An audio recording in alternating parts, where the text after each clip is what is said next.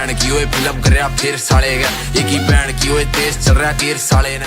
बोलो दोस्तों, आपका मेरी न्यू वीडियो में स्वागत है और मेरे चैनल को सब्सक्राइब कर दो। एक बार की बात है, एक छोटे से शहर में एक विद्यालय में एक नई गुप्त लाइब्रेरी खोली गई। इस लाइब्रेरी में कई पुरानी किताबें और रहस्यमयी कहानियां रखी गई थीं। विद्यालय के छात्रों को इस लाइब्रेरी में किताबें पढ़ने का बड़ा शौक था। एक दिन विद्यालय की बाहरी गली में रात के समय अचानक अजीब आवाजें सुनाई देने लगीं। आवाज कुछ विद्यार्थियों ने सुनी और उन्हें रोमांचित कर दिया। यह अजीब आवाजें सिर्फ रात को ही सुनाई देती थीं और दिन में वहां कुछ नहीं होता था। एक दिन कई विद्यार्थी दोस्त रात में उस गली में चले गए जहां वे आवाजें सुनी थीं। धीरे धीरे वे लाइब्रेरी के पास पहुंचे जहां आवाजें सबसे अधिक थीं।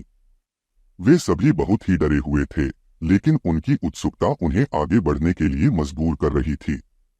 लाइब्रेरी के द्वार पर पहुंचने पर उन्होंने एक छोटे से लाल रंग की किताब को देखा जो जमीन पर बिखरी हुई थी।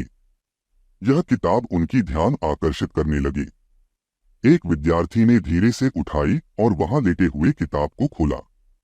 जैसे ही उसने किताब को खोला, वहां से एक रोगी आवाज आई, तुमने मेरी किताब छीन ली है, अब मैं तुम्हें बाहर नहीं निकलने दूंगा। विद्यार्थी दोस्त डर से चिल्लाए और उठने की कोशिश करने लगे, लेकिन जैसे ही वह द्वार पर पहुंचे, वह चुपचाप खिड़की के पीछे गायब हो गए। अगली सुबह विद्यालय के गेट पर छात्रों ने उनके खोखले शरीर को पाया जो आपस में बात कर रहे थे। सब लोग हैरान हो गए और उनकी मौत के पीछे एक अजीब सच्चाई आई सामने।